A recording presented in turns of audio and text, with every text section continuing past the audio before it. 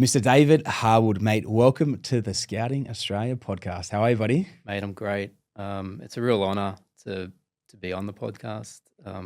Just super grateful that and humbled actually that you've asked me to come on, and yeah, just keen to unpack the journey that we've been on today with my wife Alicia, and yeah, just go deep. Nothing's off the table. Here we go, mate. Here we go, man. I was super pumped. I think I asked you late last year from memory. It was about October, November. I think I asked you last year about coming on the podcast, man. And I knew you were super chuffed. Now to give the listeners a bit of backstory, man, you and I met quite a while ago, man. It was actually, I'll let you run through the story, man, because I feel like we've known each other I was going to say for years. We've known each other for bloody years, mate. Yeah. But give us a bit of backstory on it's that, been man. it's been a bit over 5 years. So we first started wanting to get investing in it's probably late 2019. Okay. And yeah, didn't really know much at that point in time. Super green, super naive. But started to listen to a few podcasts at the time, and I remember at the time listening to the SPI show, and there was this young investor, this rabbit farmer, and who was talking about trying to get 30 properties, under 30, and your story just really resonated. You came across like super humble, super genuine, and I just thought, you know what.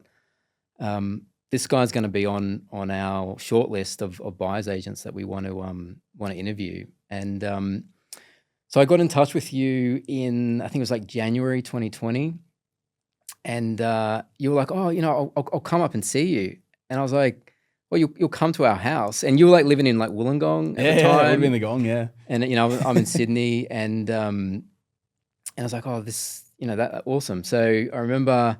You came to our house and, sat down on the couch with my wife, Alicia. And yeah, I remember after Alicia said, oh, you really grilled him. And I was like, oh, did I? And because I think I was just asking some tough questions just around, what value can a buyer's agents bring? Because there wasn't a lot of information at that point in time in terms of the role of a buyer's agent. Yep. But you definitely passed the test. And there were a few other BAs that we're looking at, a lot more established. I remember, yeah. There was one big one I was up against in particular, I remember. And it's wild to think now that back then, just knowing the growth in your business and your own journey, that you were having to, graft for clients, go to clients' house. I just think that it's crazy to think now that that's what you were doing, and the value of your time now to think that you would have to do something like that now is crazy. Man, it's a wild thing to think about, dude. Because I can still remember sitting on the couch. You guys were there. Didn't you had your firstborn? Was upstairs, Chloe. She was about just a year old at that point. Yep. I remember it clearly, man. And I was telling you the story. I think you were a little surprised I remembered it so clearly. But Morgs and I were flying back up to Brizzy the next day, and I dropped her at the airport hotel, and then I came and met you guys. And it was funny, man, because I remember this was back in the days when I used to suit up as well. Yeah, I remember you had a collared shirt on, and a lot more. You're a lot more relaxed dressed now, but it was funny. But man, I think it's testament, man, to I know you're very grateful, obviously, that we still work so closely together as well. 100%. But man, to me, it's such a reciprocal thing as well, because you backed me back at the start, man. I think you took that gut feel of how I operate and myself as a person.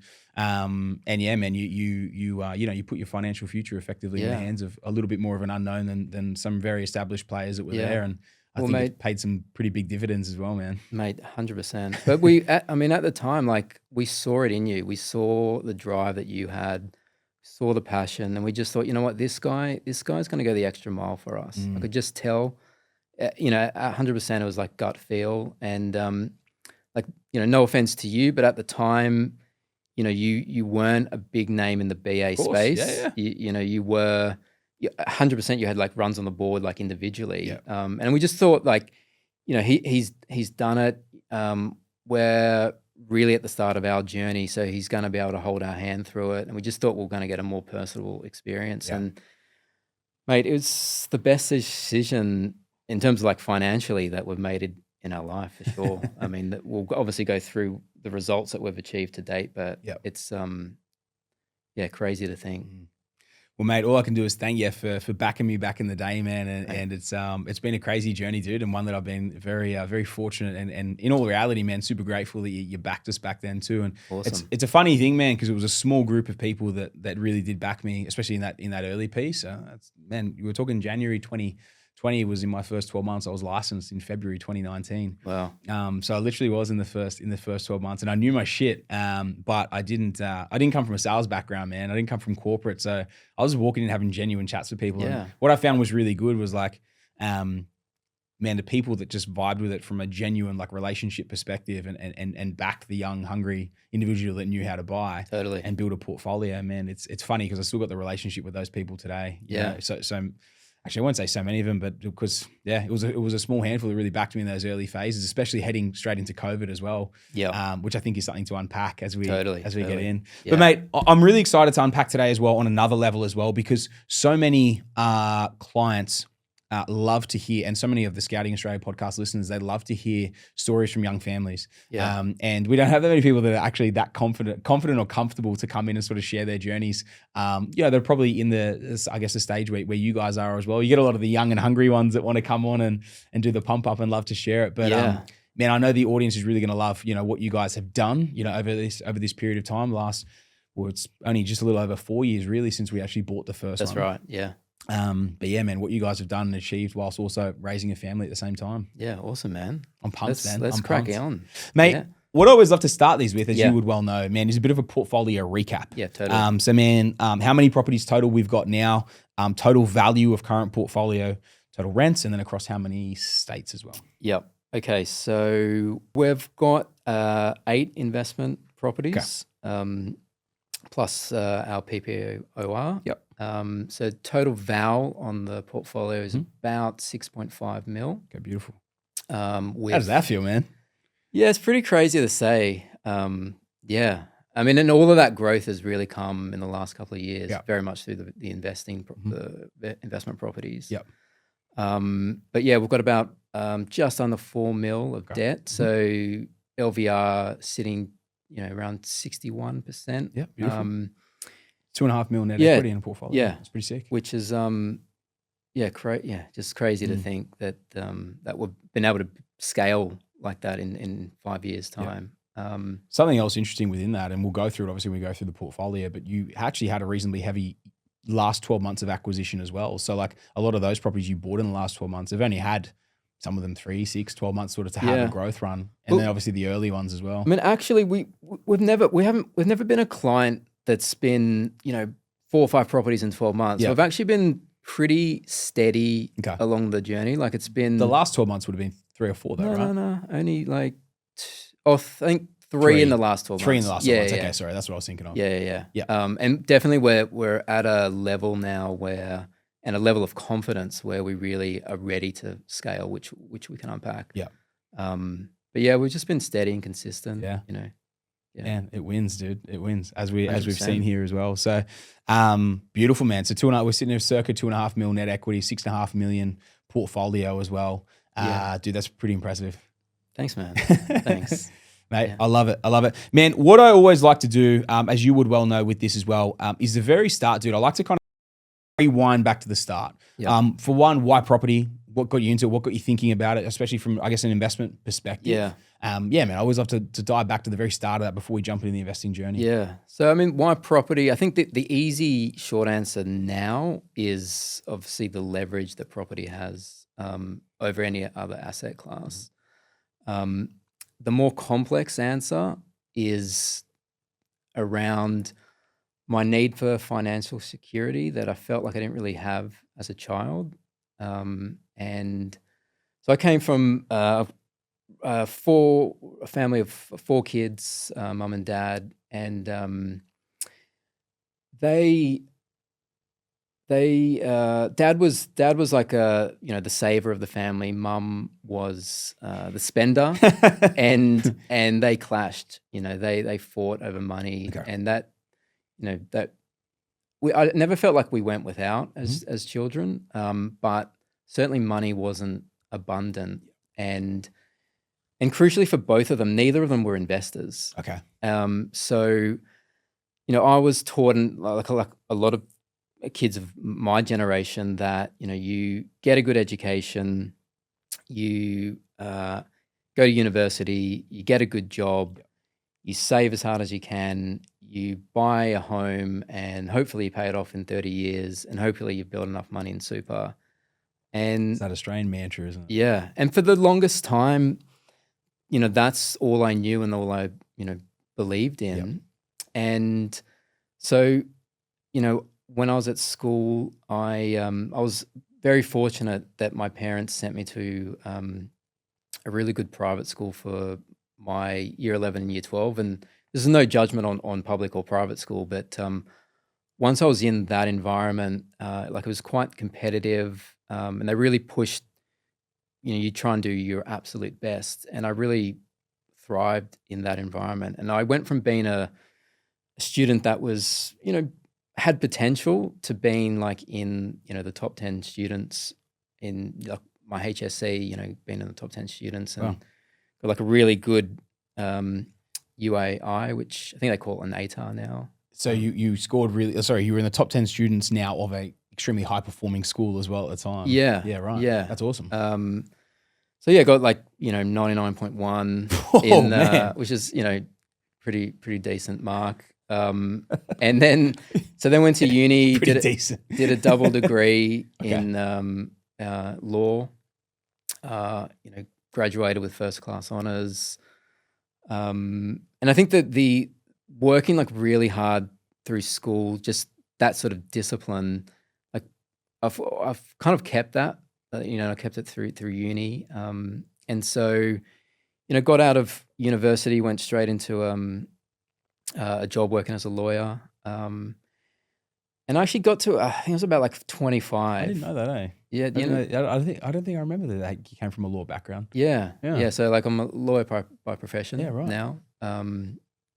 And yeah, I got to around sort of 25 where I'd gone from working super hard in school, working super hard at university, 5-year degree, straight into full-time work. And I could just see myself like, is this all it's going to be, like this sort of like rat race sort of corporate culture? And I did probably the most risky thing I've done in my life to that point was I moved to London. I just thought, you know what, like I need to get out. I need to explore the world. I'm only 25. And I left towards the end of 2008. Okay. Didn't have a job. And this was like smack bang in the middle of the GFC. And I was just like super naive, like totally did not understand what was going on in the world. Got to London and it was like super doom and gloom. But I just thought, you know what, like worst case scenario, I'll just do all the travel that I want to do. And if it doesn't work out with like the job and sort of thing, I'll come back. Yep. And, I would have done all the travel that I want to do and I'll get back into my career at that point. But, I was super lucky. I got a really good job over there, working for a TV broadcaster because I work in media law. Mhm. And just had the best time of my life, like traveling, every other weekend, made some like amazing friends that I'm still friends with today. A lot of them like English guys that, still talk to them, very regularly. And what was meant to be 1 year turned into like almost 8 years. Really? Yeah. Hectic. So yeah, was there from end of 2008 to came back in 2016. Okay. And met Alicia when I was it would have been 2010 that we first met, but Okay. I met her on a visit back to Australia. Yeah. We didn't get together till 2012, but then we were together for like 4 years over there. Okay. She moved to London. She moved to London, not for me. Okay. She was doing her own thing, and Okay. and just fortunate timing in our lives, and we sort of connected, and went from there. But we then moved back to Sydney in 2016, so April 2016, to set our life up in Sydney, get married and so forth. And actually, it was crazy. So when I left in 2008. Like a standard house in Sydney was probably about 700,000 or 800,000, which felt a lot of money at the time. And then when we came back, like those properties were probably worth like 1.5, 1.6. Yeah, because you came back almost at the end of the Sydney boom, which Yeah. finished in 2017. And, you know, I wasn't tracking the market at all. And I just remember coming back and I'd managed to save quite a bit of money. I've always been a good saver. Yeah. And I just couldn't fathom like $1 million mortgage. I was just like, this is crazy. And, you know, for me at that time, like debt was seen as bad. You know, you know, what I know now, like having the amount of debt that we have, like doesn't faze me at all. But then it definitely did. And so we got back in April 2016, and we'd bought our primary residence in like October 2016. Okay. And like knowing what I know now, like I definitely wouldn't have bought what we bought, even though it's like it served us well in terms of like a home and, you know, it's given us good stability. But like we've got like a 3-bed townhouse. And Alicia, I wish I had listened to Alicia. She was saying, oh, we should buy, you know, like a detached house that we can do up over time, you know. And I just didn't want to buy like a crappy like house that needed a lot of work. I just wanted something that just move in ready, but 100% from like a capital growth perspective. Like she was right. So I definitely now I just listen to what she says in that regard. Yeah. But yeah, we paid like 1.25. So yeah, that was end of 2016. Yep. So we got married in Feb of 2017. We had our first daughter, Chloe, in May 2018. And yeah, it probably wasn't until like 2019 that I really started to think, okay, I got to start thinking about the financial future for the family and building wealth and also like knowing that I didn't have anything to fall back on.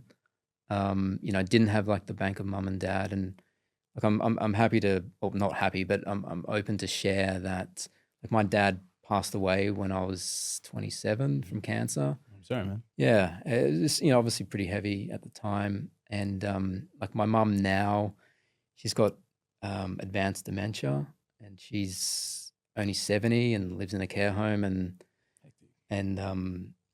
you know, is at a point now where she doesn't know my name and doesn't know the grandkids' names, and like not to dwell on this, but it like seeing kind of what's happened there has sort of instilled in me a mentality of, you know, if it's meant to be, it's up to me, and you know, together with Alicia, like, you know, it's up to us to build our own financial future. Change that financial trajectory. Yeah. And it's quite sort of liberating in a sense that, you know, like we're kind of the masters of our own destiny. Yep. And so, yeah, like I just don't want to have that sort of like victim mindset. I just, you know, we're gonna do it our own journey. And yeah, so it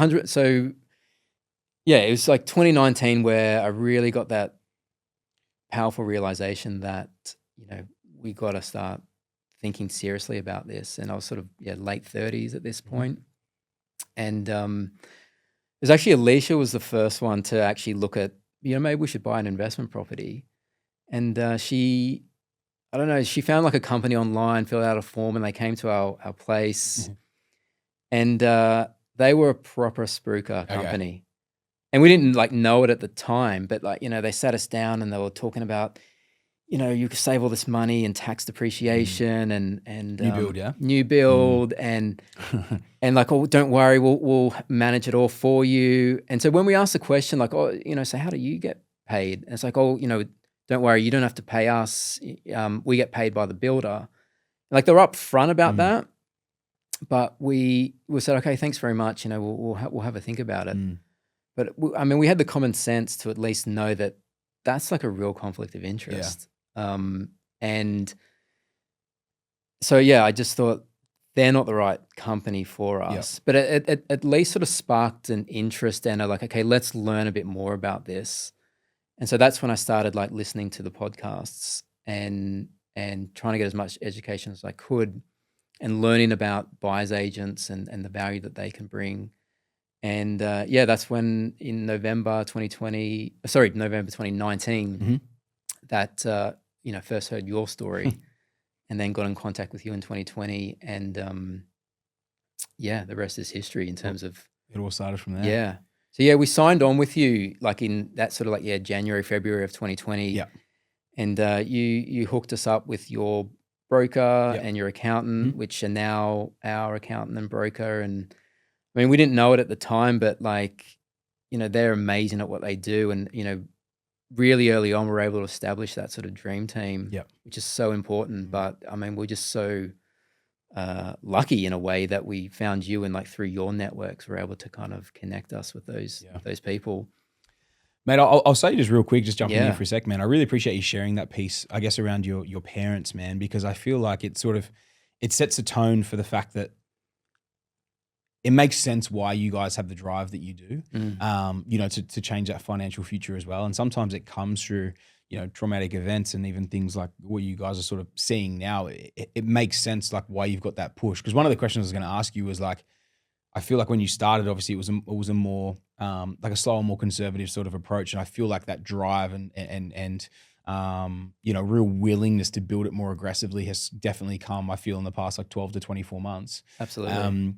But yeah, man, it makes a lot of sense. And again, that's why I thank you for sharing it with us, because it's one of those things, man. Like sometimes you can take a negative or a positive from it. You can dwell on the negatives, or you can see, okay, well, obviously there's negatives around the situation. It's obviously a very sad thing. But if the positive it can be taken out of it is, well, we don't want to have that outcome at 60, let alone 70 or 80 or whatever it is. Like, we want to take that financial future into our own hands, 100%. and really mold it how we want to mold it, from here as well. So Yeah.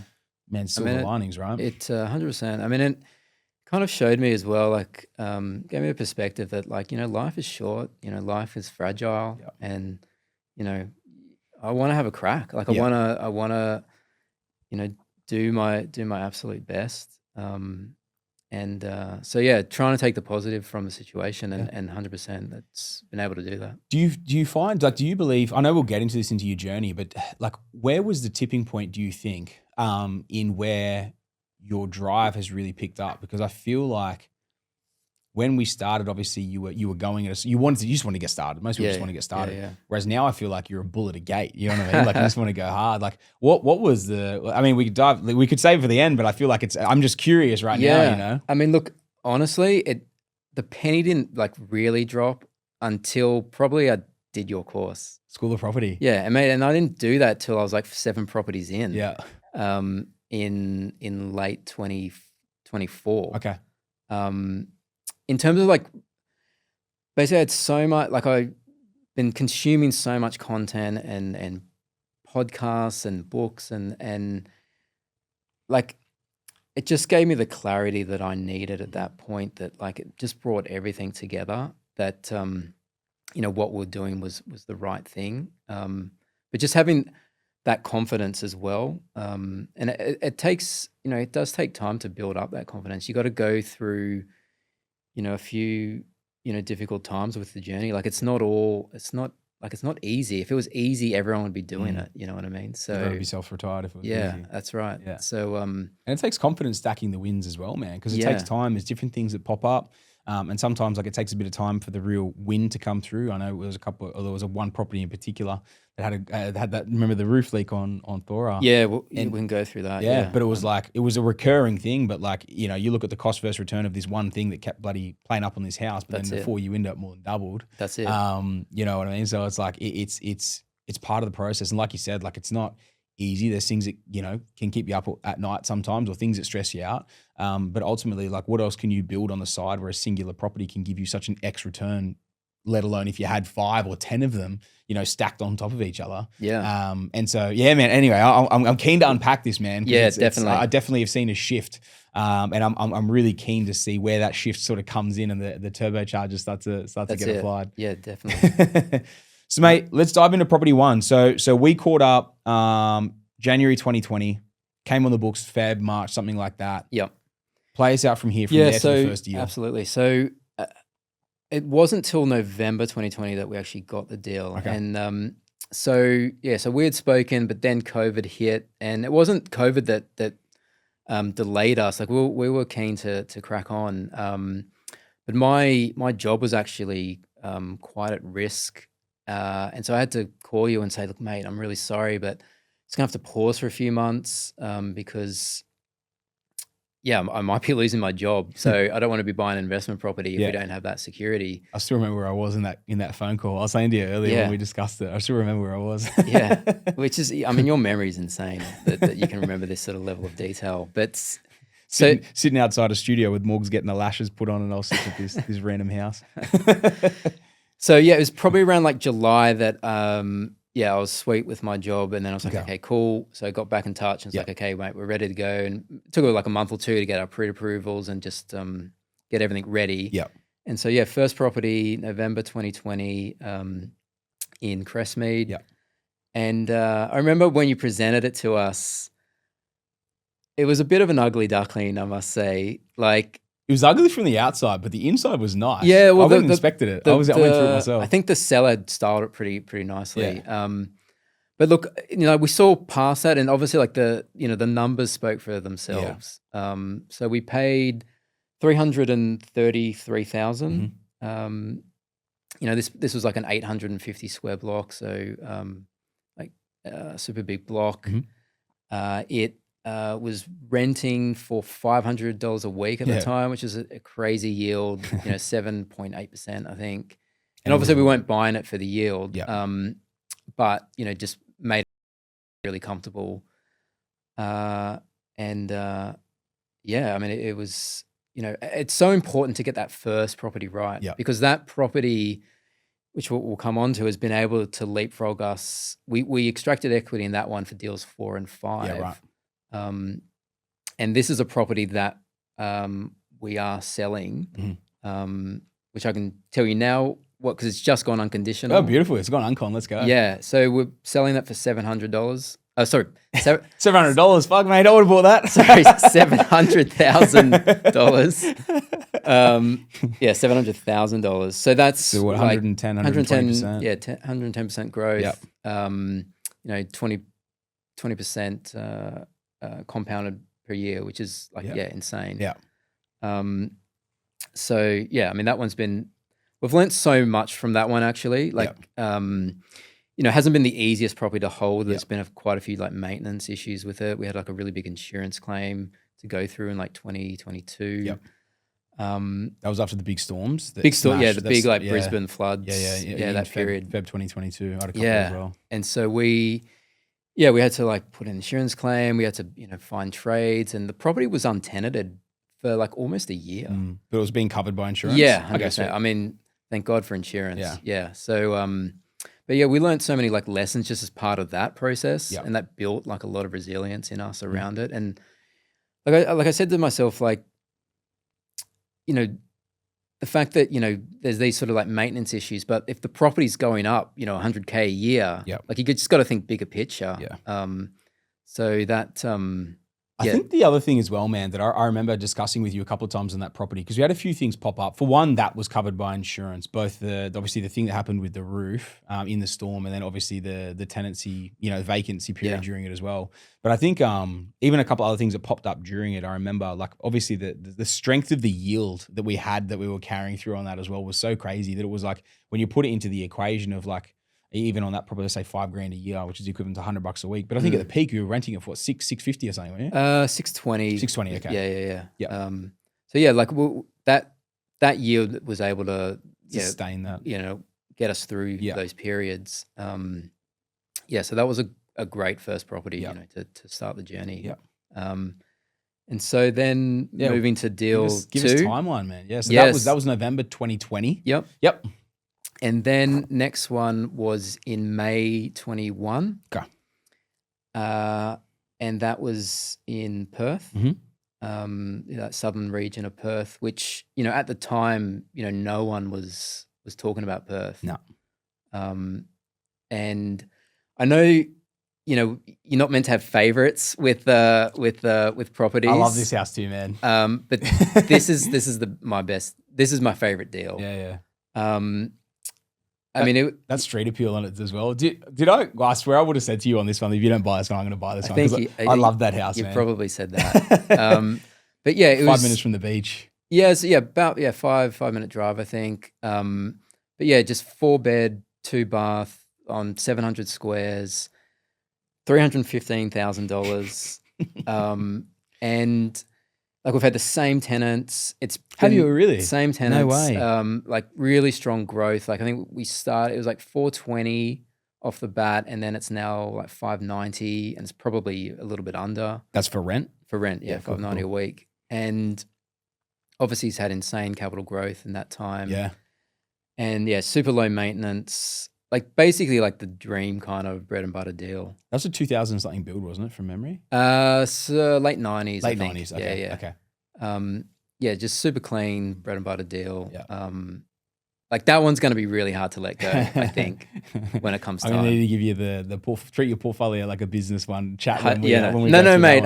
Yeah. When it's time to go, it'll go. But like, yeah, it's just been a great property for sure. Yeah. So what do you think value on that one is now? Because that's beachside of it's Sound Ave, so that'd be 7. Maybe I'm being conservative. I'm putting it around like 680. Yeah, okay. But yeah, maybe. I've noticed that market's starting to just sort of like kind of taper a little bit, but it might have another run potentially. Yeah. I think this is the assessment of Perth at the moment. It's like one of those markets. If you need to sell, you sell. But I think like it's going to be interesting to see what happens with interest rates. And they're not building enough homes over there. And if interest rates start getting clipped back, I think we saw a massive buyer fatigue of actual home buyers, of first home buyers, versus the investors. And now that the investors have exited, I think those fatigued home buyers that just like were sick of it, I reckon we'll start to see them come back in. Yeah. So it's going to be interesting to see, especially if we see rate cuts. I think they'll come back in. Yeah. But it's going to be an interesting thing to watch, man, because the affordability is actually still really strong there. In that suburb, actually, in particular, that is the strongest affordability suburb in that region. But it is, I can just still see there being run in the tank, for proximity to beach, proximity to CBD, and what that style of house is there as well. It's crazy value, man, compared to incomes in the area. So it'll be very interesting to see where that property ends up, and if my sort of thoughts play out. I think my thoughts will be the results based on my thoughts will be relative to interest rate cuts. I think if the interest rate cuts do come into effect over the next 6 to 12 months, I think that's when it's going to be very interesting to see what happens with that market, and if it does kick again. Yeah. Awesome, man. But even regardless, let's say 680, 700, something like that. I personally believe it'd be 700 based on the house. Yeah. But we're talking again, 130, that's 120, 130% growth at that point. Yeah, crazy. Yeah. It's more than doubled. So yeah, it's been another great performer for us. That's wild, dude. Mate, it is. It's not even 4 years to be on that. Yeah. That's crazy. So then moving on to deal 3. How are you getting equity? So really when you bought property number 1, that was equity out of the primary residence? No, that was, I had a bit of savings. Okay. Yeah. And deal 2 also actually, I had a little bit of money left in the UK that I had in managed funds that I, had done okay, but not that well. Did you buy these at 80 or 88% lens? 80. 80. Okay. Yeah. 20% deposits. Okay, cool. And so, basically sold down all my sort of remaining managed funds, moved currency back to AUD, and we're able to get deal 2 through that. Deal 3, we extracted some equity off the primary residence, which had finally gone up in value. Because of the Sydney COVID had a bit of a run back in 21. So we're able to, get about 80K out of that. And that got us into deal 3, which should have been in December 21. And I remember you texted me, in sort of mid-December, and I was out at a Christmas work lunch and I was probably a few beers in and, and I remember thinking, I've probably got, probably a few more hours here. I'm probably going to be hammered by the time I look at this. And I think I texted back saying, cool, I'm just sort of a work Christmas lunch. Yes, email it through and I'll look at it tonight. And you replied back saying, oh, look, this one's super hot. We got to move on it today. No worries, man. I'll get you to the next one. Yeah. And I remember getting home that night, and I mentioned to Alicia, I said, "Oh, yeah, Sam texted me today, like another deal was coming through." And I said I was at a Christmas lunch, and he said, "Oh, it's I have to move it on." And she said, "Oh, why did you do that? Like, you should have just told him to send it through. I would have looked at it." And I was like having like massive FOMO. I can feel it now. Yeah, and I was like, "Oh, what was the deal?" And anyway, like I remembered from that point on, I was like, whenever a call comes from Sam or a text or anything from the APS team, I don't care where I am, what I'm doing, I'm just dropping everything to answer that call. And so it wasn't until like February that the deal came through, because obviously like the Christmas like slow down, January is a bit of a dead month. Yeah, of course. And I remember it well because it was Alicia and my wedding anniversary. All right. When you called us, and we'd booked a night in just in the city. Mate, we're amazing on timing. Yeah, exactly. But I was like, "Nah, Sam's calling. We got to take this." And we'd had our second child then, Thomas. He was maybe like 6 weeks old. And we really wanted to get deal 3 in before he was born, because we knew it was probably going to be a bit of time out of the market. Yeah. And I remember you called me. We were at the hotel, and this one, another cracker, bread and butter, same sort of region in Perth, southern Perth, in Greenfields. This is a Morgs deal. I think it might have been. Was it you? I would have sent it through, but she. This is Morgs, was it? Oh, awesome! Yeah, I didn't know that actually. I thought our first one with Morgs was deal 5, but which we'll come on to. But yeah, that's super cool. There you go. Good on you. She was the queen of Greenfields and queen of Mandurah, that's for sure. Yeah, so that was February 2022. Yeah, just when Perth was, starting to heat up. It was sort of no longer a secret at that point. We had 2020 and late 2020, and then 2021 pretty much to ourselves, and then 22 it was starting to heat up. So that one again, solid bread and butter, 4x2x2, slightly smaller block, like a 480 block, but just like a really clean deal. And that one was 330,000. And I think it sold like previously, like 10 years before, for like 320. Yeah. So crazy. Obviously, I'd done nothing, and we were picking it up at the like absolute prime time. And that one now rents for $555 a week. Okay. So yeah, really, really solid rent. Yeah, it was you like an 8.5%, nearly 9% yield on a bread and butter. Yeah. I mean, all the yields on all our properties are just like crazy, really strong. Yeah. Really strong. But none of our deals are cash flow deals at this point. They're all bread and butter. But man, this shows the power of buying the correct property in a growth location. Because even a bread and butter, man, like now at the time they obviously weren't 8.5%, 9% yields, but sometimes, man, you got to buy in a market and like allow the growth in both rents and in obviously the value growth come through as well. And sometimes like when you buy an initial deal, and I'm sure that thing was probably still renting at 400, 420 or something when you bought it. But that time piece, man, is so important to let it have the effect on the actual deal and the overall portfolio. Because like you see it now, man, like some of these deals are sitting at nearly 10% yields for a bread and butter, 100%. Which is crazy. And it's what's able us to keep scaling and hold the portfolio. If we'd bought properties for like $1 million, been 30-40K a year negative, like our journey would have stopped a long time ago. So yeah, just the power of picking the right markets with solid yields and riding that growth. Awesome, man. Yeah. Awesome. Value now? I want to say around like 620. Yeah. I think maybe 600, 620. I think I reckon you're in that kind of low to mid sixes sort of money, I reckon. So again, really strong growth. And pretty low maintenance property as well. Haven't had that many headaches on it. The aircon unit's just busted that we need to fix, but it's all part and parcel. Like all of that sort of stuff now just washes over me. You know what I mean? Like it's all part of the bread and butters too, man. Because it's just like it is what it is. It's like it's a cost of doing business as you hold those things, as you carry them through to top end sale. Absolutely. And man, it's just a cost of doing business as you go through. Now you said you bought that one with primary residence equity, so I'm guessing you bought that at an 80% LVR as well. That's right. Okay, sweet. That's right. So that settled in April 22. Okay. Now, it wasn't until like 15 months later that we got into deal 4. Okay. And there's quite a few reasons why we had a bit of a pause in our journey, which I'm keen to kind of unpack. Yeah, let's go, man. So, I mean, for one, like Alicia was on mat leave, so we, we're down a bit of a salary, through that year. Yep. So we're always going to be kind of pausing a bit. We had, the Crestmead property with the insurance claim, and that was just taking a lot of bandwidth that we're sort of dealing with as well. And obviously, like my mum's health was really starting to decline at that point. Like she was living on her own, but starting to do like really strange things, like putting food that should be in the fridge, like in a cupboard, and putting clothes that should be in a cupboard in the kitchen. And like it was, starting to get pretty unsafe for her to live independently. And, so having to kind of manage getting her into like a care home and the sort of stress and dealing with that was like, pretty heavy at the time as well. Yep.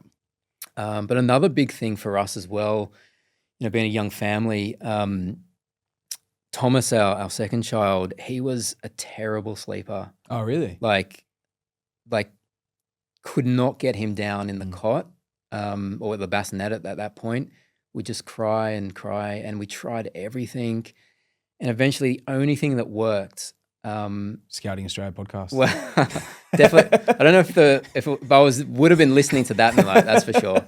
That's probably what got me through, mate. But he wanted to be held. Yeah, like right. we had to hold him. Okay. And it basically meant that Alicia and I would take 2-hour shifts through the night holding him. And we were super like scared of like SIDS risks, so we didn't want to like fall asleep. And so that meant we could only do like 2-hour shifts at a time. And basically it meant we were getting like max 4 hours sleep a night. Hectic. For about a year.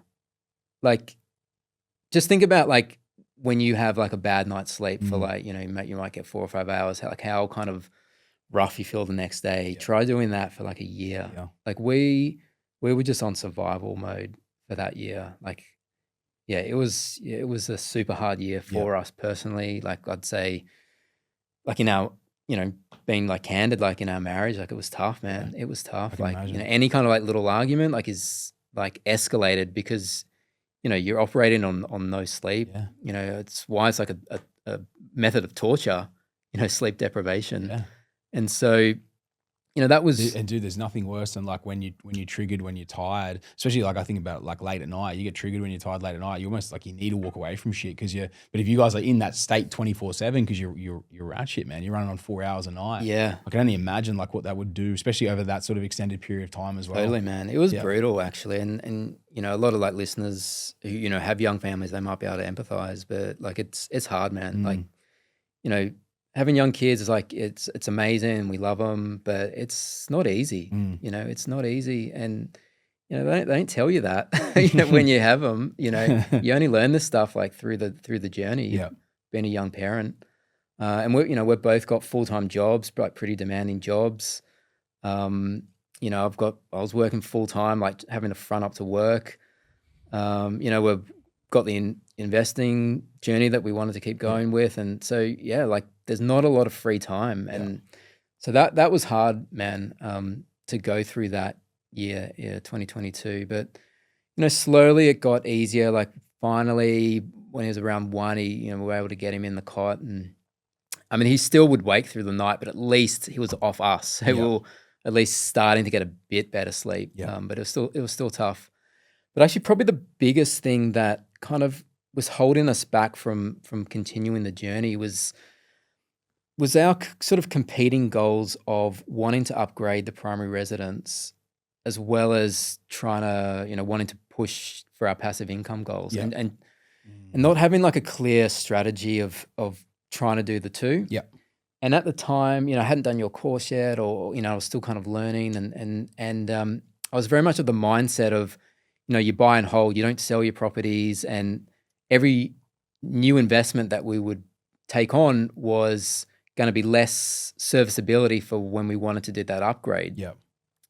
So I always had in the back of my mind, if we get another one, is that going to impact when we want to upgrade? And just sort of not really, having that clarity of what the best path forward is. And I remember speaking to my broker at the time, and she actually put us onto like another like a wealth advisory firm Yeah. that we got some advice from, and the advice that we were wanting to get was like, when's the best time for us to do the upgrade?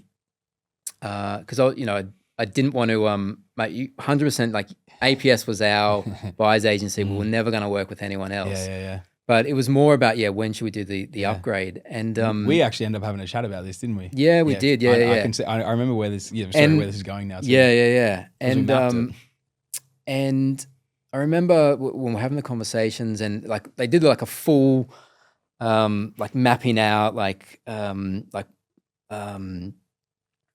went through all of our expenses, and like it's like a holistic sort of look at our finances, and our daycare fees, and when the best time will be for when we can do the upgrade. And basically it was going to be late 25, 26 that would sell the primary residence and to get into the upgrade property. And I remember saying to the guy, I still want to continue like the investing. And I remember he said, "Oh, you're probably done. You're probably okay at 3." And I was like, "Huh? What? Like, what do you mean we're done? Like, I only feel like we're just getting started." And I was like super deflated at the time. And I was like, well, we still want to keep going. And I remember like speaking with the broker and just seeing how much serviceability we could go to just sort of keep going. And even if we did sell the PPOR, and I think we had like 800K that we could still do this plan. And the advisor was like, "Oh, I think you should just get the one property." And that's when I got back in touch with you, and we sort of speaking about it, and you're like, no, do the 2 at the 400. And I was like, yeah, I think that's what I want to do. Like the advice, I won't say was bad advice, but it definitely was conservative. And it obviously was very different to your approach. So I sort of had that kind of conflict, and this is what before you'd even put out School of Property and everything like that. So anyway, I remember having the conversation with you as well, because I remember you guys were like super hung up on it, and like you'd put the time and the effort, and you were sort of looking at all this sort of stuff, like with the financial advisors, planning it all out. And then man, we just had the candid chat around the fact of, look, there's only so much they can kind of tell you to do, because they have to stay within conservative parameters, and they're just built to be conservative. But ultimately, if you guys have aggressive goals and like within a decent time frame, you're not going to achieve them from a conservative approach. And especially like 3 properties, like man, and they're just resis. Like that's not a strategy, man. You know, like they're just bread and butters. So man, I still remember it was that conversation, from it must have been whether it was late 22 or 23. I remember sort of telling you, I could sense that you're getting sort of fired up about it as well, because I know doesn't sound like me. I know what your approach is, and obviously it's very different to this firm. And so anyway, like so. Yeah, it was July 23 that we finally got into deal 4. And so that was regional Queensland. And again, another really good, strong bread and butter, 4x2x2, 640 squares. And this again, timing like to perfection. Like this market was probably just starting to really start to heat up. And we paid $378 for this one. Oh yeah, that one was a serious run pretty quick after that, didn't it? Yeah, like it was probably right when it was just about to take off. Just about a slingshot. Yeah. So, and I know that market now is like red hot. So yeah, super lucky to get in when we got in. And yeah, that one was, I think it was renting at like 500 at the time. It's now 540. So again, like a really strong yield. And I would say that Val was probably conservatively around 600. Yeah, I would agree with you, man. Around about 600. And she's still charging there as well. So man, it's crazy, when you actually look back at the numbers of like, you had a 3x1 plus 1x1 granny at 333. You had a 4x2 5 inch from the beach at 315. You had a 4x2 7-8 inches from the beach at 330, and then you had a 4x2 in a super strong region of like a very strong regional Queensland market at 378 as well. Like, dude, it's just crazy, like the money that like some of these deals were back then, like looking at what they are now in such a short window as well.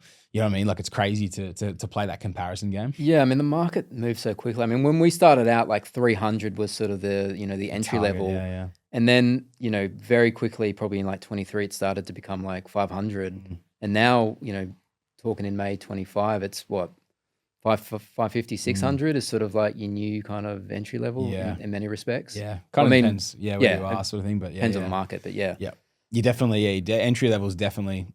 It's closer to 500-600K now than what it was for sure. But also to say, so we extracted equity from Crestmead to get us into Property One. Yeah, so that was the first investment property that we actually extracted equity on. Interesting. Yeah.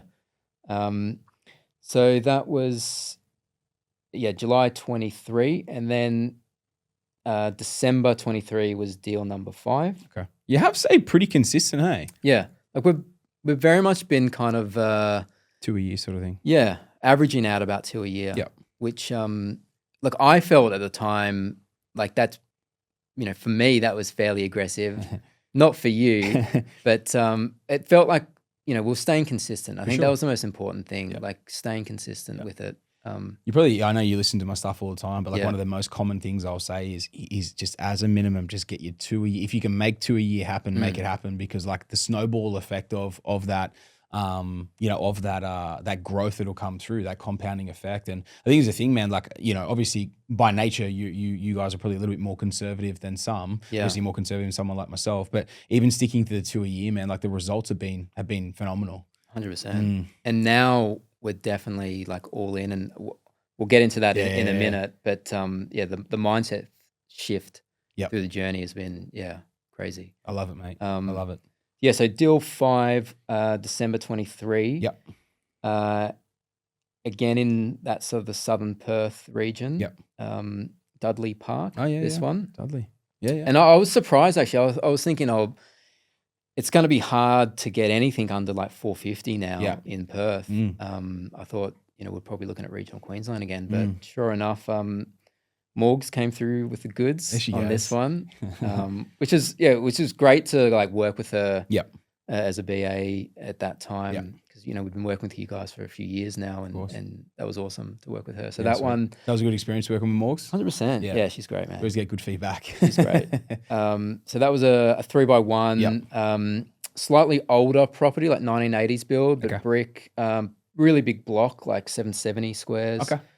And like end of the street is like the start of like those like canal properties. So like a really good pocket. And that one was 435. Okay. Beautiful. Which is, amazing price at that point in time. And that was like super under rented at the time. It was like 330. Wow. Yeah. Sure. So like we managed to bump that up to 500. Okay.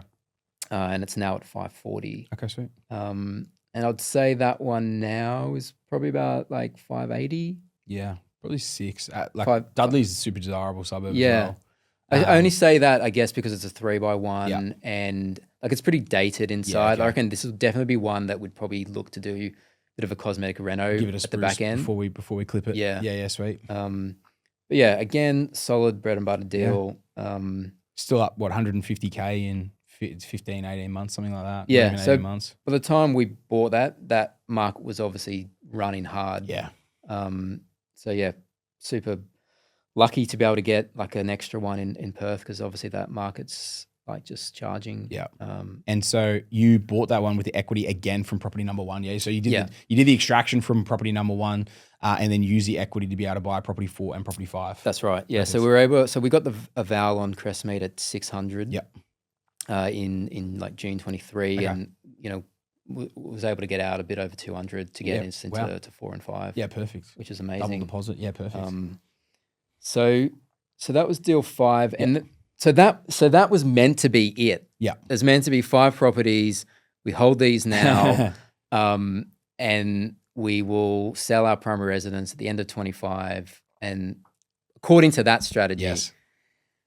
But I just had this itch, and I couldn't do it. Yep. I just couldn't, like, I was, I was so invested in just investing. Yep. I'd listen to a podcast or two a day. Obviously Scout in Australia, number one. But reading so much material, and I just couldn't sit on the sidelines. I just couldn't do it. But I promised Alicia that I wouldn't do anything that would jeopardize our ability to upgrade the primary residence. Having this conversation. So I was super conflicted, so I was like, okay, what can I do? And I was like, SMSF. Here we go. All right. So I just researched everything I could, Yep. got really educated around SMSF, and obviously learnt that, it's separate from your individual borrowing capacity. And I remember speaking with Alicia and saying, look, we can keep going and it's not going to impact when we upgrade the home. And we had about combined, about 300K. So I'm like, look, if we do this, we'll be able to, keep scaling, and it's not going to impact when we upgrade the primary residence. Yep. And so she's like, all right, cool, let's do it. Actually, the great thing about Alicia is she's super practical. Yep. And you don't have to explain anything to her twice. Like she's highly intelligent, man. Yeah, she just gets it. She gets it more than me, like in terms of like I'm like overanalyzing things, and like I'm trying to explain something to her, and she'd be like, "Yep, I'm there, I got it." Don't have to say anything more. Like, so I mean, the point. Yeah, that's it. And I think it's super important actually when you're doing it as a couple and a family that your partner is on the same page. Yep. Like that's so critical to the journey. And yeah, I'm so grateful that she's supportive of the journey. And I know like her driver for her is that like, dream primary residence and, having that really nice house for the family and the kids.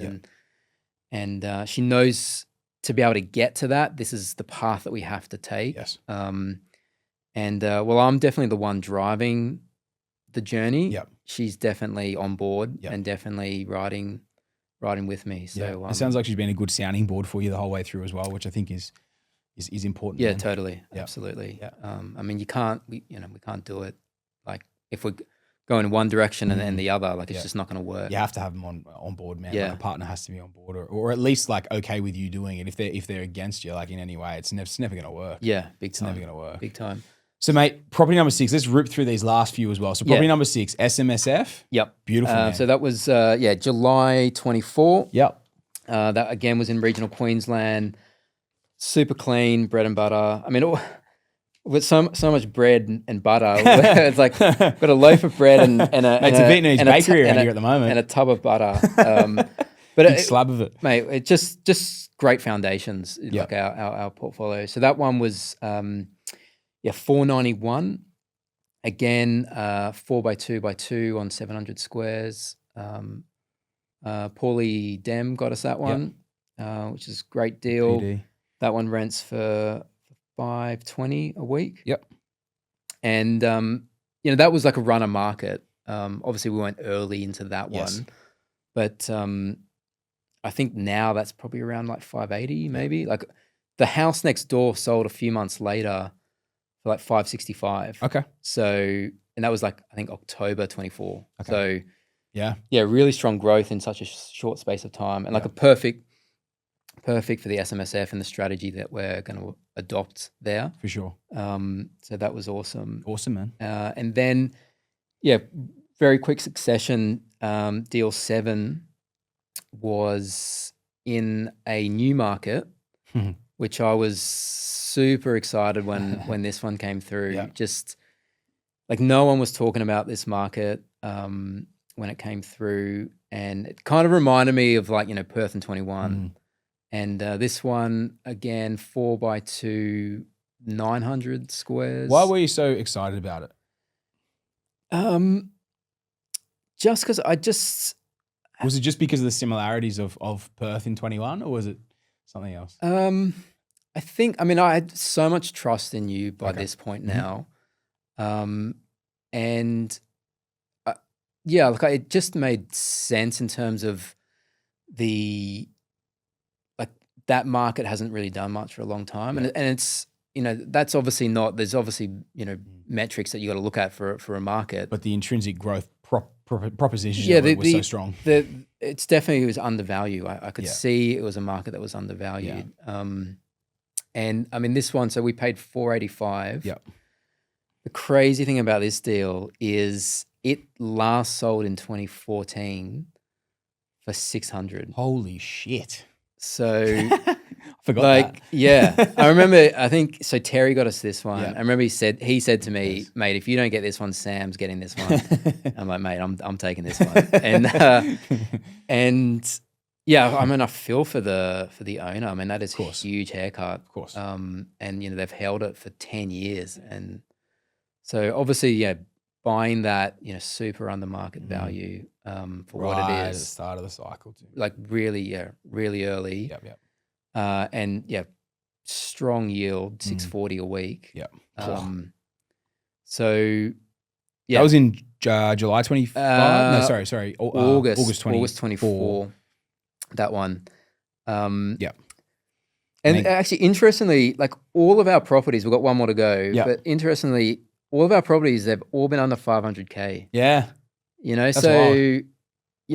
People who say, you got to pay $1 million blue chip, like, the growth that we've had has been crazy on all of them. Yeah. And they've been really strong yields. And this is how we've been able to scale, and it's a really important thing. I think can often be overlooked. Yeah. I'm with you, man. I'm with you. And that market's just started to send. So you paid $485 August last year. Man, that'd be $556 now. Yeah, crazy. Yeah, it's starting to send properly. So that's beautiful, man. Where did you get the equity from that one as well? Just curiously. SMSF. Oh, that's SMSF. Okay. So yeah. So those two SMSF. 6 and 7 were SMSF. Okay, sweet. Yeah. Okay, cool. So beautiful. So now that was definitely meant to be the last property. Okay. Because so how did you wrangle this 820? So this is really what I want to talk about, like School of Property and the real mindset shift. Because I remember, after this property, I remember getting in touch with you saying, mate, thank you so much. I've got 7 properties. Like, we're so grateful for everything you've done for us. And I was really thinking, like, maybe this is going to be a pause for a while. Yeah. I remember you said to me, like, hey, mate, let's do a portfolio review. I'd like to, because we hadn't been in touch for a while, and I'd like to see where you guys are at, and that'd be awesome. And I think you just released the dates for the summit. Okay. And I said, oh, mate, I'm going to go to the summit as well. And you said, oh, you're going to go to the boot camp. And I think you'd thought that I'd done School of Property by this point. And I said, oh, actually, nah, probably not, because I haven't done School of Property. And remember you texted me saying, oh, look, mate, I don't want to do the hard sell, but I'm kind of only personally working with clients who have done School of Property. Yeah. And I totally get it. Your time is so valuable now. You don't want to have to be explaining things to people. And I was like, right. And I wanted to do the course. I just, hadn't got around to it. And you probably thought you were done at that point. Yeah, as well. exactly. Yeah. So I was like, right, I better do the course. So next week I signed up and I smashed it in 10 days. Yeah.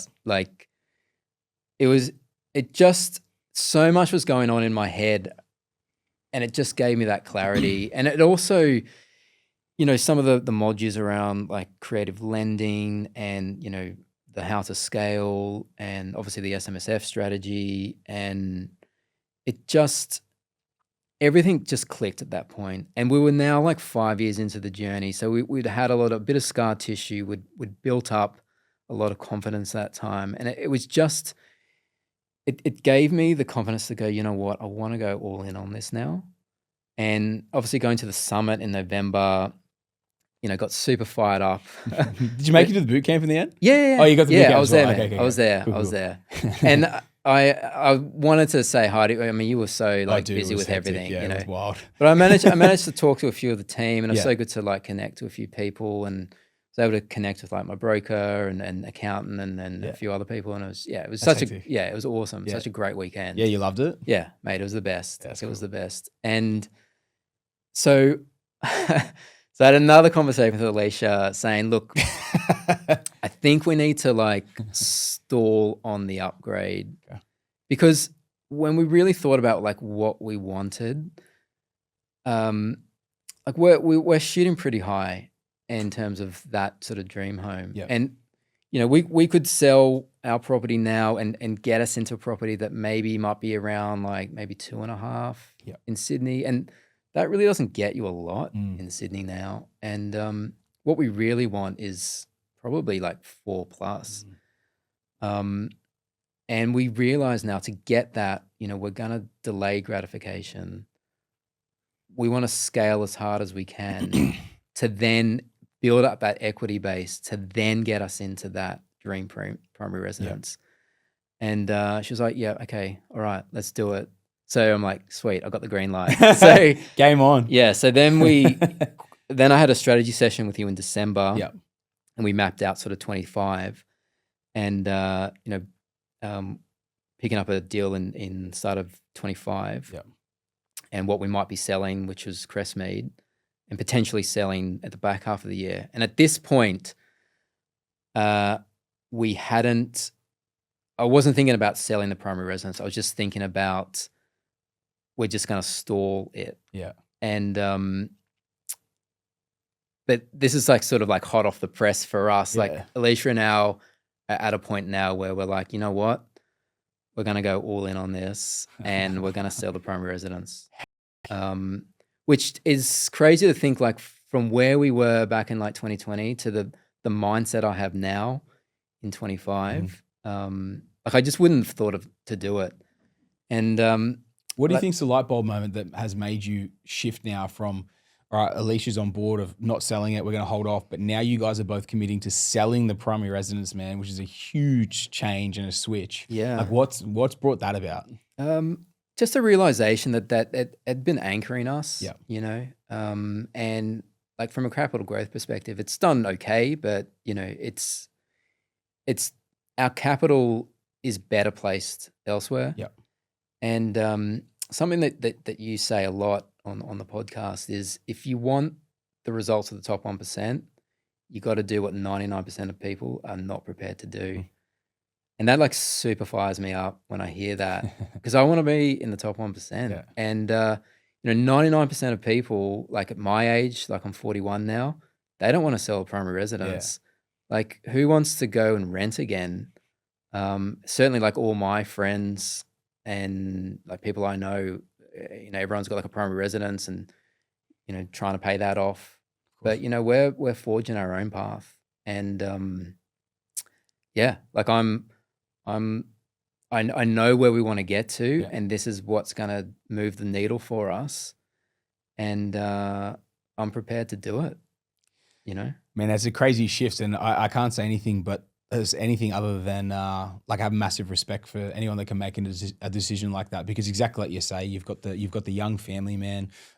Selling the primary residence is potentially obviously affecting that stability to an extent, but you're doing it for the greater good of and the realization of that dream scenario of dream primary residence, not just an upgrade, but the dream primary residence. Yeah. And the dream passive income, portfolio as well. It isn't done by doing what 99% of people do. It's bucking that trend and going the other way. Yeah. And doing what 99% of people won't do. Yeah. And I love that, man. I love that you bring that up because it's so important, man. It's so crucial. And so many people, like, they might be willing to do, more than what 50% of people are willing to do, but like, to get that top 1% result, man. And if that's a $4-5 million primary residence and $300,000-500,000 a year, whatever the passive income goal is, you can't do that by just like conforming to normality. Like sometimes you have to do those things that are hard, that are uncomfortable, that do rock stability a little bit. Yeah. But that give you the ultimate platform to actually launch from. 100%, man. You know what I mean? And like, man, we think about the debt you're going to get back by clearing that personal name debt. The amount of cash you're going to have injected back into the portfolio as well. Yeah. Dude, I'm excited about what the possibilities of that could look like. Yeah. Man, even you guys changing mindset and the trajectory change of doing School of Property and coming to the summit and the boot camp and seeing, the different things that are available as well and learning the different strategies. And that's it, man. I'm sure the rent vesting strategy probably had a pretty like that. Oh, that totally, man. Bro, that lesson, man. Mate, like so many people hit me up like that was crazy. I sat with it because I think you'd talked about rent vesting, yes. like probably like maybe even like a year before. And it started like, I started thinking about it, but I just wasn't there yet. So I've been sitting on it for like probably a year. Yeah. And like finally have come to the conclusion, like this is the right thing for us and being comfortable in that decision. Because it's not going to be easy. Like I just think about the admin of having to, get the place ready. You got young kids. Like it's not going to be easy, Yeah. but like nothing that's worthwhile doing in life is easy. So, that's been a real big mindset shift. Yeah. Yeah. I feel you, man. I feel Yeah. you. Well, mate, it's super inspiring, man, to go down that path, man, and watch. I think where you guys are gonna move into now, and the transition you're going to now, and I think 2 years going to be left in the dust behind what's going to happen behind selling the primary residence. Definitely now, mate. Well, this if we go through with this, we're looking at would probably get the capital to get 4 deals. Yep. Around that sort of 600K each mark. So obviously we need to strategize that with you and what that might look like at the back half of the year. But yeah, super excited for where we can go from here. Yeah. And like when I think about just to think about like sort of like a takeaway for us, the biggest thing that I think moves the needle, like I don't think about like the number of properties like we have. Yeah. It's 100% is down to mindset and that mindset shift. And I was reading a really good book over Christmas, Atomic Habits. Okay. I don't know if you've read that one. Yeah. So it's James Clear. James Clear, yeah. And one of the things that he says in that book is like the reason people fail to like break bad habits or to stick with good habits is they focus so much on the outcome. Yeah. So whether it's like, I want to lose weight or, I want to get a 6-pack or, want $1 million. Mm-hmm. Where it starts from is your identity. Okay. And like he says an example in the book of like 2 people trying to quit smoking. You ask one of them, do you want a cigarette? And the first one says, no thanks, I'm trying to quit. And the second one says, no thanks, I'm not a smoker. And it's a subtle thing, but like the first person is like, they still think they're a smoker. Yeah. Whereas the second person is like, I don't identify as a smoker anymore, so I'm not going to do that. Yeah. And when I think about like applying that to like property investing, like I 100% identify now as an investor. And, you very much, your identity would be as an investor because you've been doing it for so long. Yeah. Whereas I see myself now as an investor. And so when things get hard, like, what would a good investor do? They stay the course. They do the little things. They don't get worried about the maintenance that just come in.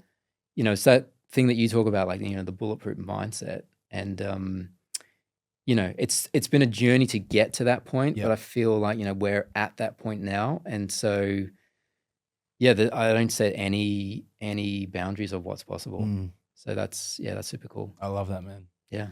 Dude, and there's no ceiling. Like you can just keep moving, right? Like I think so often people, when they think there's a ceiling, it's like the thing of breaking through the ceiling. But what I love, man, that you just said is virtually that there's no ceiling. Yeah. You know what I mean? There's no limits. It's just like, what can we do? What's possible? That's it. And it's pushing. It's not putting a ceiling on anything. It's like, all right, sweet. Well, let's start scaling the portfolio to the next level. It. Where can we take this thing? Yeah. How do we reset a goal that we can chase? That's like a serious goal. Yeah. Like a big hairy goal. That's it. But I'm not like thinking about like I definitely have like my North Star and the goal, but I'm not like, I'm focusing more about the process now and doing what needs to be done. Makes sense. Like I look at the year now as I break it up into quarters, like Q1, Q2, Q3, Q4. Like, what am I doing in that quarter? And then, it's not a case of I need to buy and sell a property in every quarter, but like, what am I doing to just move forward? Yeah. And I think if I stick to the process, like the outcome will sort itself out.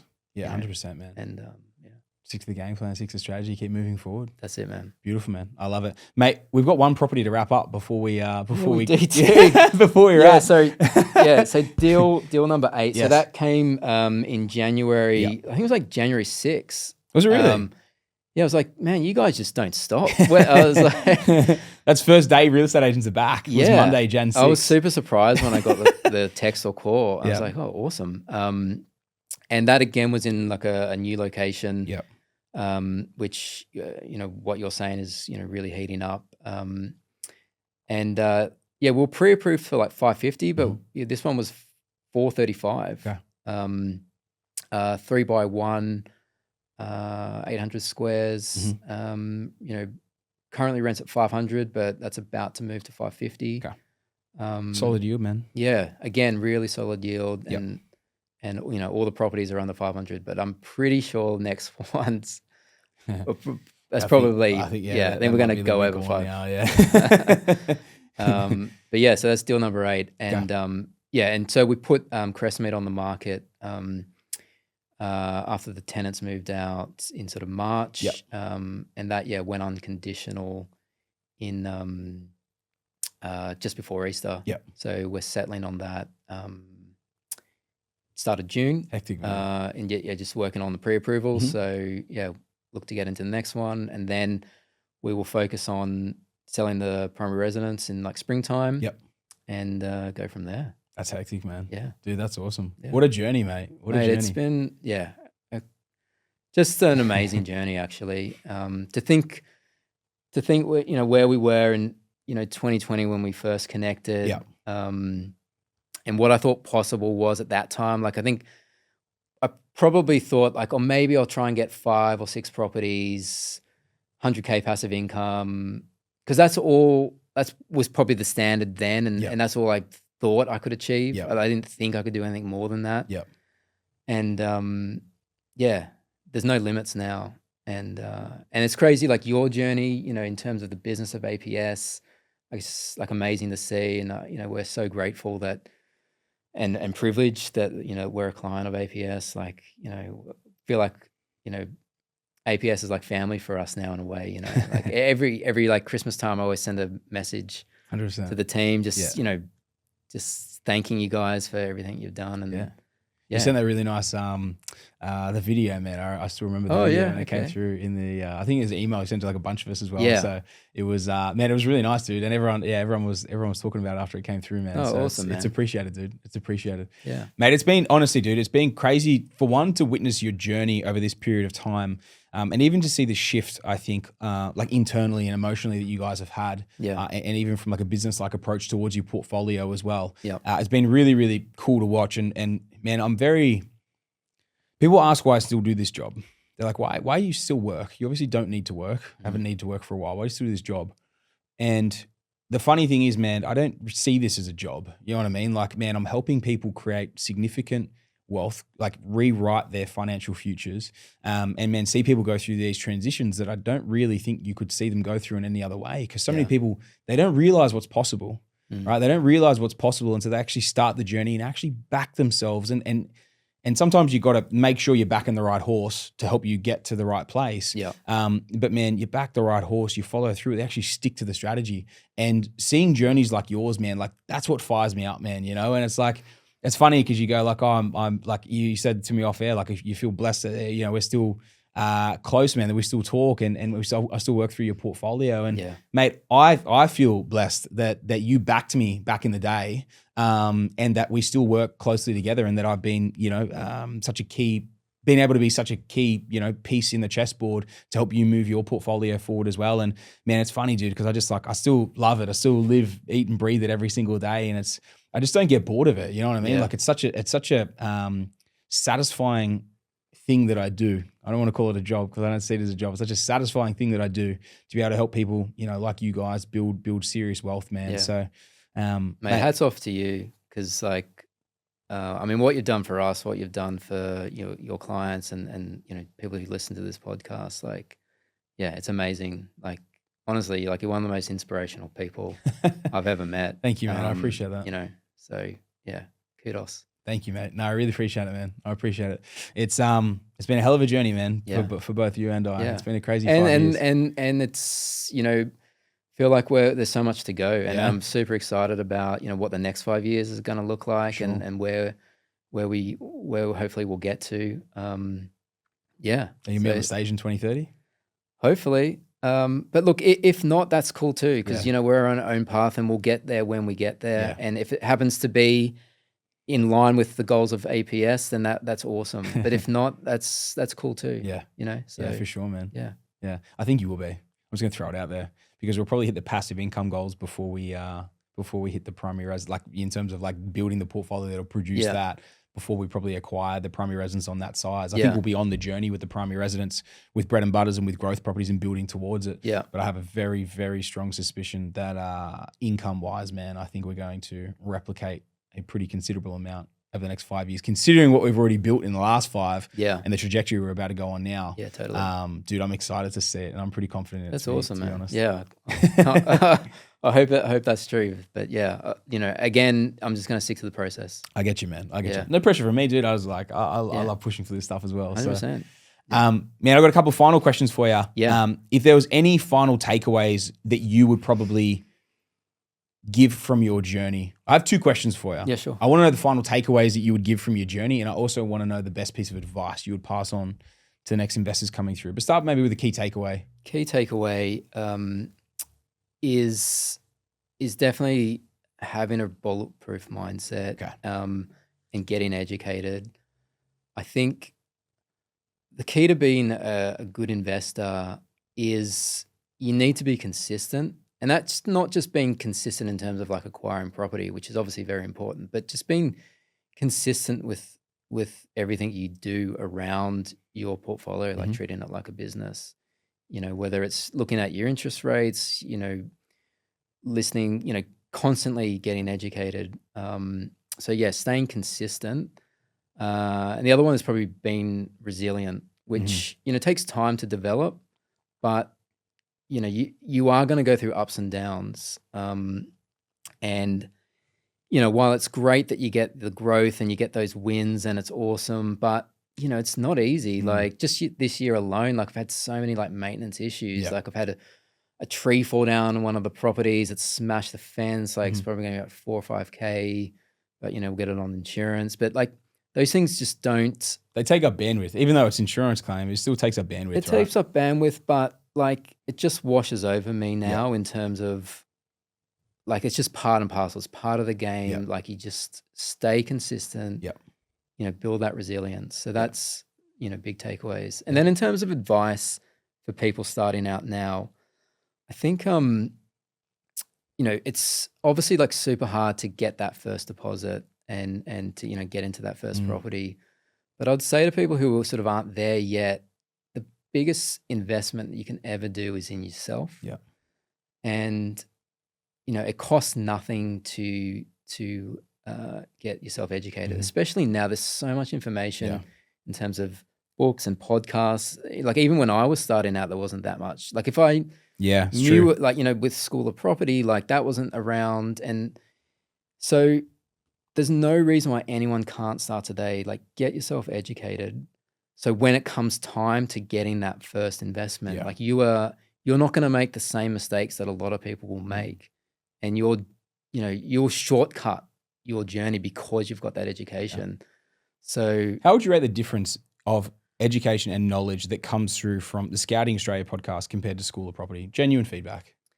Look, there's a lot on the School of Property that is obviously unsaid on the podcast. Yeah. And I think it's that extra like 5 to 10% that's not said that really helps with scaling strategically, that you need to know around like the sort of the creative lending and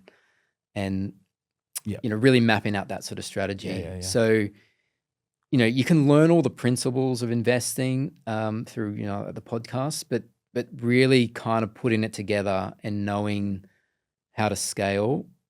You got to do the School of Property. That final 5 to 10%, eh? And that can make all the difference in kind of getting you to like 2 or 3 properties to 10 plus. Yeah, 100%. So yeah, I love it, man. I appreciate the feedback, buddy. Yeah. I appreciate the feedback, mate. This has been a massive. This has been massive for me running through this with you, man. I've really enjoyed it because you're probably one of the OGs of who I've interviewed, especially lately. Because I had a couple.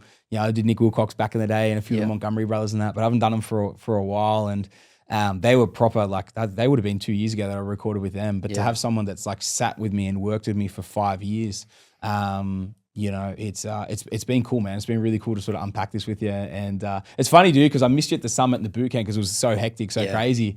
So I haven't seen you since almost 5 years to the month. We're probably a month or two off from probably when I met you in person.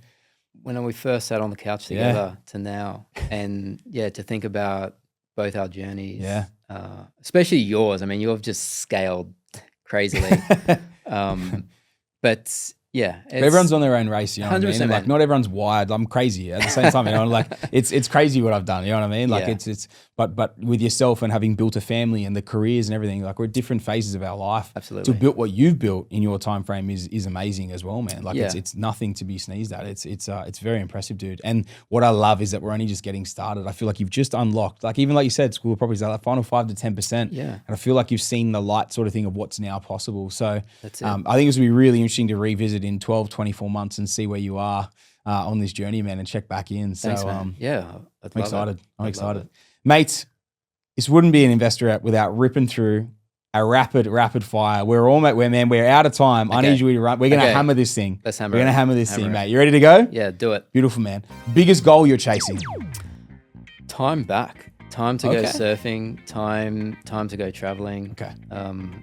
Beautiful. Time back. I love it. Dream primary residence. What is it and where? Well, my biggest criteria is I want to be close to a beach, ideally with ocean views. Alicia wants that really nice deck with a pool and a lawn. So if we're combining the two, it's going to be... We're going to need like 4 to 5 million if we're going to stay in Sydney. Yeah. So that's what we're chasing. Okay. Yeah. Okay. All right. Beautiful, man. Dream holiday location? Look, I've been fortunate to do a lot of travel. Okay. Based in the UK. Based in the UK. But did a lot of Europe. But I've never got to South America. So I'd love to explore there, like Patagonia region. For sure. Yeah. So that's on the list. Sweet, bro. Dream job? Probably said me got to say you've got it. Well, look, to be honest, like I'm kind of at a level in my career where I didn't think I'd go higher than where I am now. So I feel like I've got that, but by doing the investing and sort of having my own sort of business, I'm kind of thinking like one day I want to, maybe have my own business. Yep. And maybe getting to that passive income will give me the ability to be able to do that. Yeah, for sure. In terms of like, maybe being like a consultant or that sort of thing. Yep. Yeah. Sweet, man. I love it. Favorite food? I love oysters. Boy. Yeah. Bit of Kilpatrick or just naturals? Anything, mate. Okay. I could just smash 2 dozen just like that. I love it. Favorite alcoholic beverage? Impress me. Would be red wine. Okay. Yeah. I have a goal to have a wine cellar. Really? And collect really fine wine. I have no interest in cars. Okay. But I'd love to put the money into the wine instead. Put it into the wine. Perfect, man. Yeah. Everyone's different, right? Yeah, I love that. Man, true or false, right? I've got one for you. I hit Alicia up about this one. She gave it, mate. I don't know if she's thrown you under the bus here, man, or if you got something hidden away. But she told me, and tell me if this is correct, that you are actually a black belt in Brazilian Jiu-Jitsu. That's actually true. Oh, no, it's false. That's crazy. That is not false, man. Is it false? It's false. Oh, come Mate, on. I couldn't fight to save my life. Just throw wine at him. That's probably you want to run with the wine, don't That's you? it. All right, mate. I love it. I love the honesty, mate. I love the honesty. Final question, man. Tell me something about yourself that no one else would know, or very few would know. An interesting fact. I was actually a really good hurdler at school. Really? Yeah. Okay. Yeah, like I came like second in state, went to like national level. Hectic. Yeah. But Interesting. I didn't grow tall enough to keep going. The height of the hurdles just got too high. You started running under him. That's it. But I was really good at athletics at school. Okay. Yeah. But like a track, like sprinter. Yeah, sick. But hurdler. Sort of had to give it up after high school. Yeah, of course. Of course. Awesome, man. Yeah. Awesome. Well, mate, that's a wrap. It's been an absolute pleasure, man. I massively appreciate you coming in, for one, sharing your time, sharing your experiences, and man, just telling everyone what you've gone through and what you guys as a family have built to date. And I'm very, very excited to see where this goes in the future. Like I said, man, 12, 24 months, we'll get back in here. We'll rip in a where are they now, and mate, we'll do a check-in.